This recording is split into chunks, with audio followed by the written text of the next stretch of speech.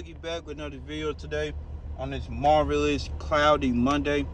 Let's do another new segment video I'll be doing the rest of this week until the NBA Finals on June 6th. I will be doing an all-time ranking by position. By position. So today I'll be talking about who is in my top five greatest point guards of all time. So at number 5, I got no other than the man himself, the kid, Jason Kidd. He's my number 5. Pretty much, man, he's been the original Mr. Triple-Double, at that point guard position. I mean, obviously, besides Arthur Robertson, he was the next Mr. Triple-Double. And pretty much, man, he's what I love most about his game was his defense and his passing IQ and his passing ability. Like I said, Jason Kidd, man, he was a team floor general. He knew how to elevate his players around him in terms of just picking their strengths, know what to do, how to throw alley-oops. He was a perfect lob passer to anybody that was a slasher. This dude just had a phenomenal approach to the game, phenomenal mental approach to the game.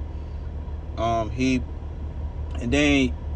from traded from the Phoenix Suns, and then going to a team that had 2 horrible seasons back to back of the New Jersey Nets, because I think he got traded for Stephon Marbury in that trade.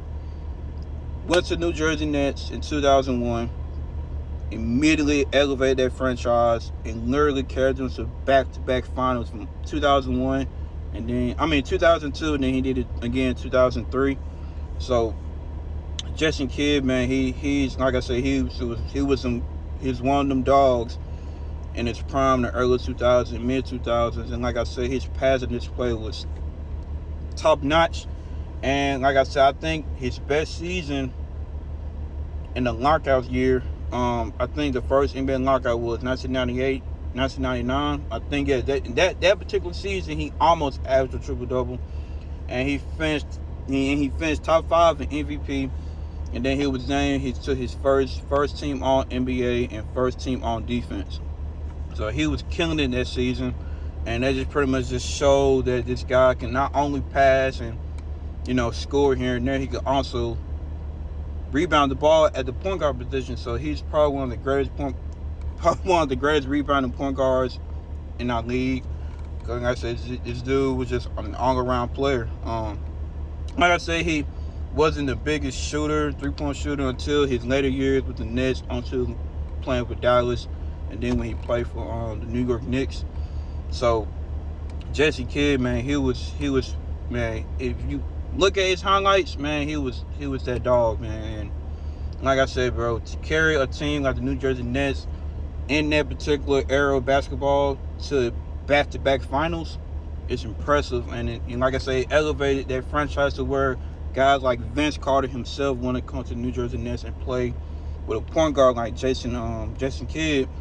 Despite not having too many deep playoff success, they still had a phenomenal run with that duo. So it was spectacular. And at my number 4, I got no other than the great John Stockton. Man, a true point guard, durable, hella durable, one of the most durable players we had in our league. He was a guy that orchestrated so well in that pick and roll with Karl Malone, but not just Karl Malone, just pick and roll in general.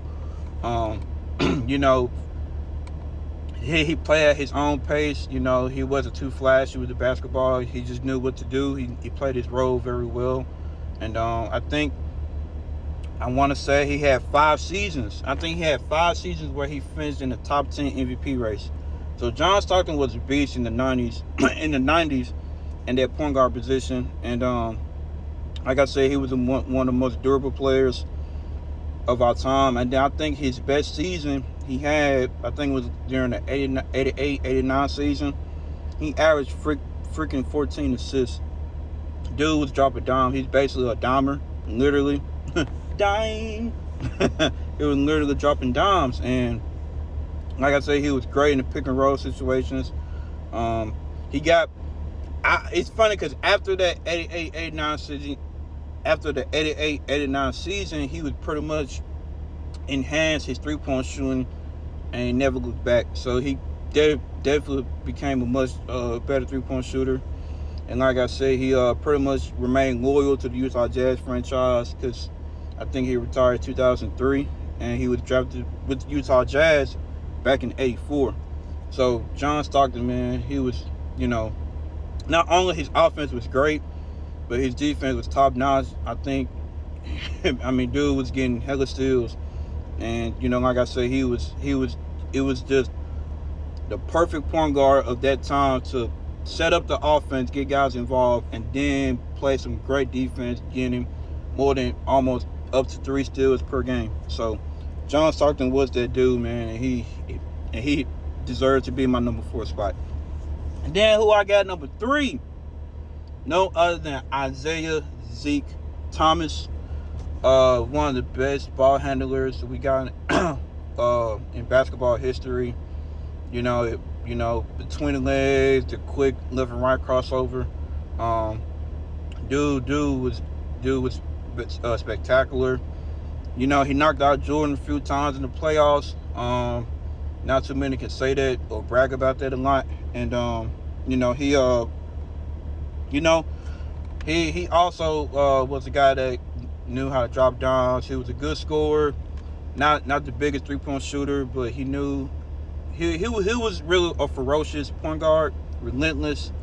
Didn't shy away from any physical contact. Always, he was a good finisher at the rim. And like I said, he played good defense as well. And Isiah, like I said, inspired many point guards at that position just based off his showcase of ball handling skills, his ferocious approach to the game. Not being afraid of anybody, being mentally tough.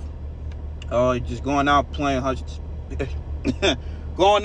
his 110% effort every single night. So Isiah Thomas, man, he, like I said, 2-time champ, Finals MVP. So Zeke the Freak, that's that man. Then my number 2. Don't jump me for putting this man number 2. But at number 2, I got no other than Magic Irvin Johnson. Arguably one of the most influential point guards of his time. Inspiring other guards like Penny Hardaway. The list goes on from that. It was a definition of a showcase point guard. Flashy, always had a bright, jovial personality to himself.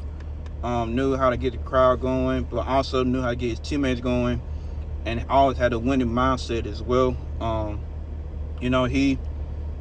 think he had, I think from 1984 through 1986, in those back-to-back playoffs appearances, I think he averaged like 15 assists.